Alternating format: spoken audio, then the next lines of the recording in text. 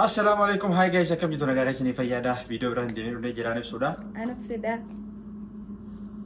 Warra channel keenya haroo taatan subscribe godhuun ta'eetiin isin jenna. Har'aan sana video biraa qabnee dhufnee video keenya har'aan sana osoo video keenya ittiin dabarre jalqaba options nagaa isin hafootu sababoota waan hin jechuu qabuun qaba. Dhaamsa keenya dabarre jechuudha gara video keenyaatti dabarra.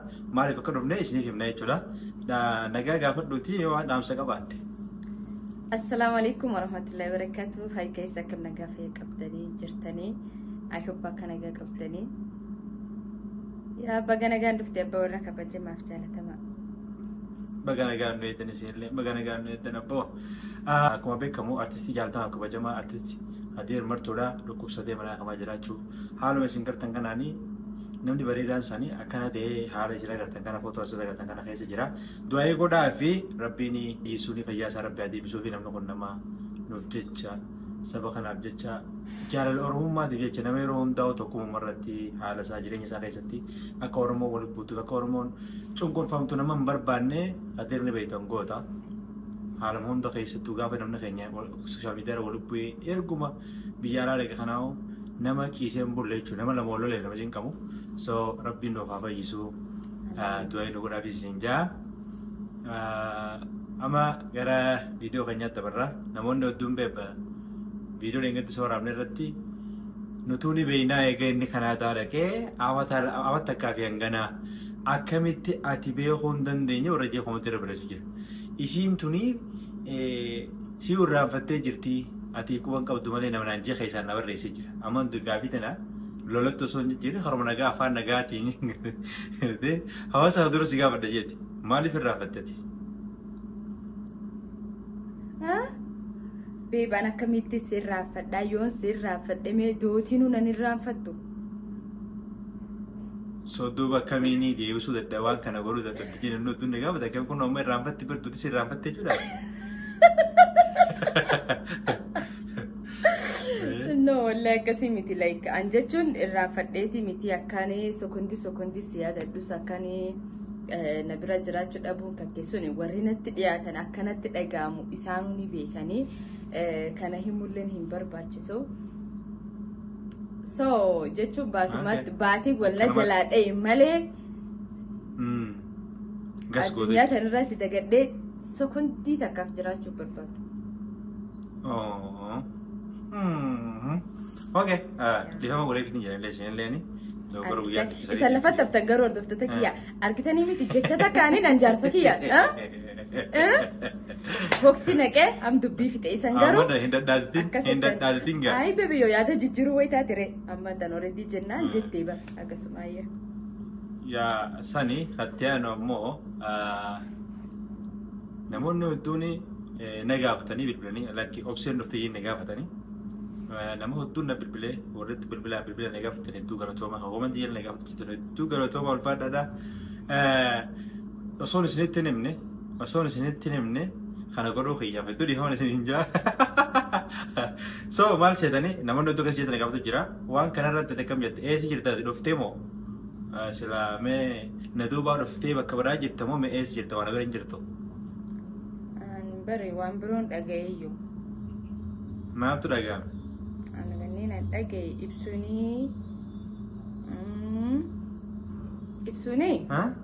ibsuuni maali nama biroo eegalee moo akkam akkamii dubbi jedhamte takkallee dhagaye yoo. Dubbii akkam? Dubbii akkasii jechuun sababa maaniitiif riziniin kun kaafamee obseen kanaa dadhattee ka jedhu sun maalirraa dhufee ka jedhu san silaa nuuf ibsite. Sababa irraa dhufee miti amma wanni kun kaisaan dhugaa fatan kaisaan irra na gaafatu jiru footoo gaafa. San amma baay'ee hedduu takka nama viidiyoo kool faada wallan jechuun viidiyoo irra kaayee akkaati achi jirtu nama naan jedhu jira.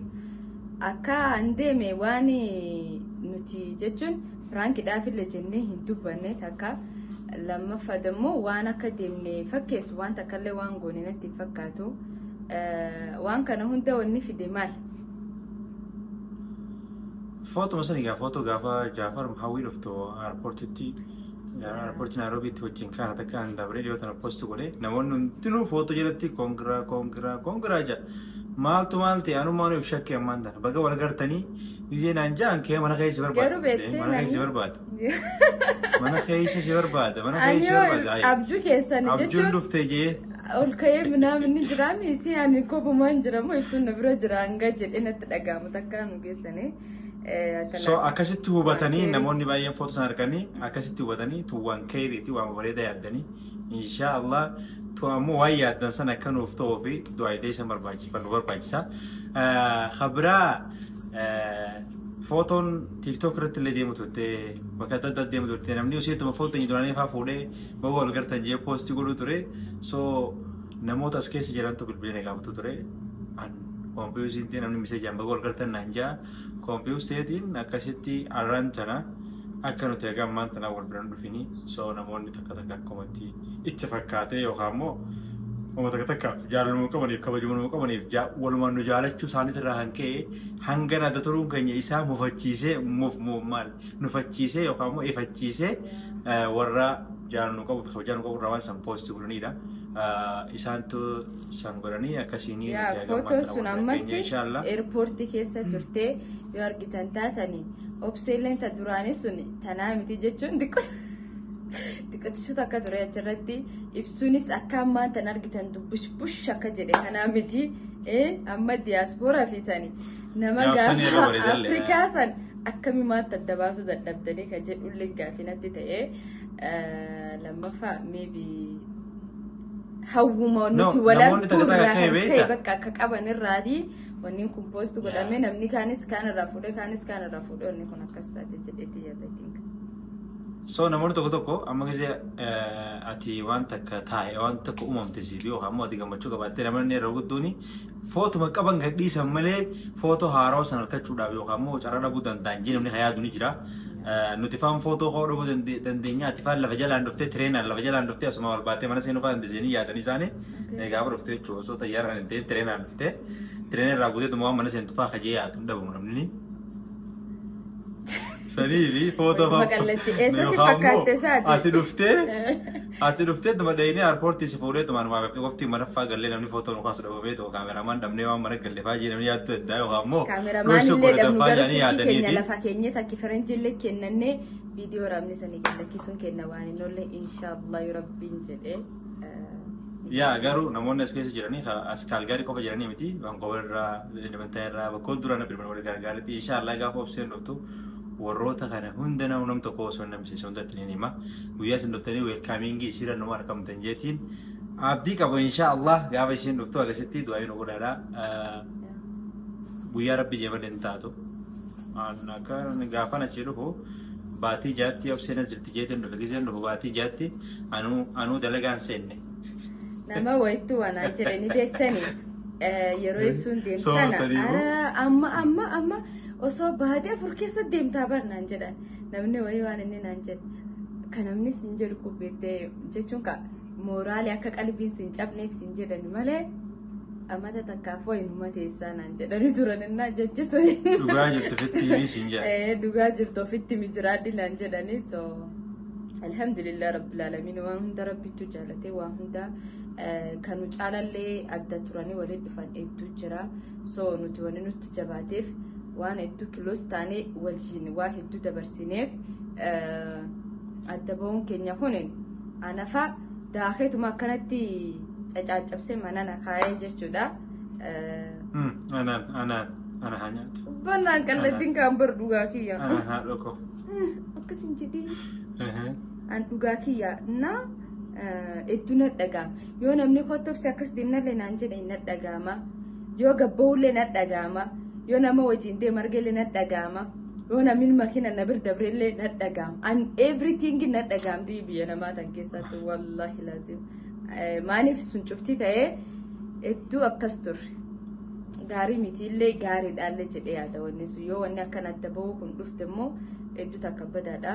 Yoo garuu gizee hunda wajumaan jiraatan taate hedduu bareedaadha kiloosii jaarsa keessa wajjin taatanii everything keessa wajjin gootan jechuudha.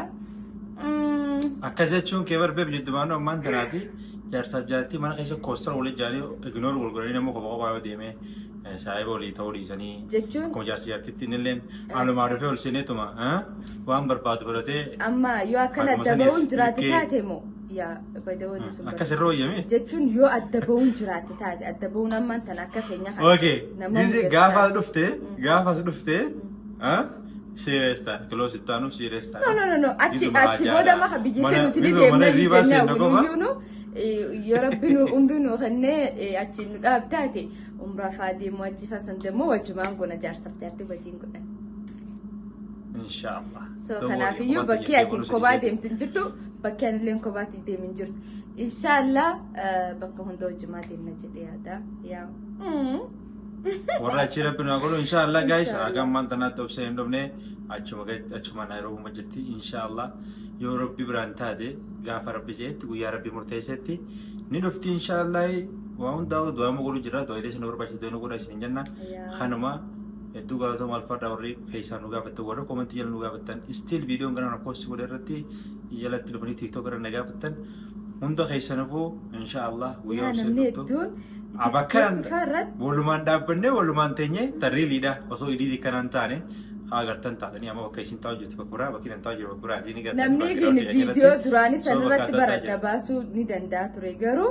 bakka hawwi isaan wajjin nu arguurraa kan fedhanirraa kan ka'e bakka sana ilaalee qofaa miti gaa san qofaa miti beeku idiitarillee agartee idiitarilleen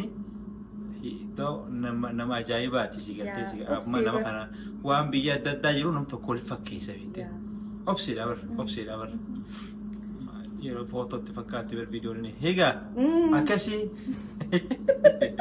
so guys nagaan nu turaadha viidiyoon keenya karaa kana fakkaata aga viidiyoo irratti walitti nagaan nu turaadha yoo dandeenye viidiyoo adda addaa wantoota akka daawwan isin bashannansiisanii isin goonni jaaniin waan danda'a amala keenya isaan irraallee wanta tokko isin hojjenne jeetii yaada amma bar waan dalagnu fitne waan jettee yoo qabaatte waan dalagnu fitne bar sila qaama wal bir jiraanne waa hedduu isaan bohaarsu waan hedduu isaan gammachiisu waan isaan barsiisu bakka waa hedduu dalagnaa sila taatee inshallah fuulduran ni dalagnaa amma garuu waa hedduu dalaguus hin dandeenyu sanaa fi anis isa malee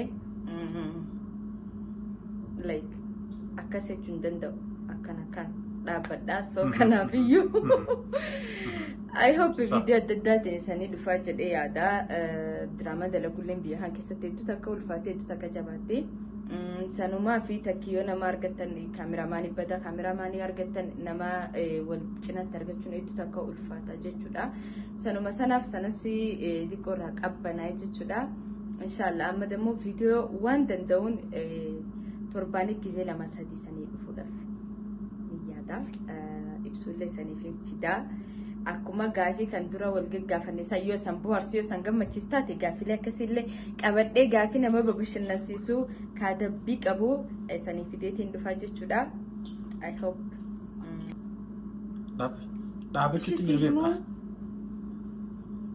okay siifini maa qoy kan neerviirra nani watak viidiyoo guyyaa biraati please guyyaa biraati دقيقة دقيقة سكند صدمت الله ايش ما هايا أكمل السجالة مايت أكمل السجالة وين جالالتي يا ستي ما تدفتر كما كسرت كبا نوغا بابليكا ما ور بايس جيتي بتتكستي تي بتابعير مغا Publica malilla kasin jedhuni beektaa garuu manillee akkana beeku fedha. Bye bye.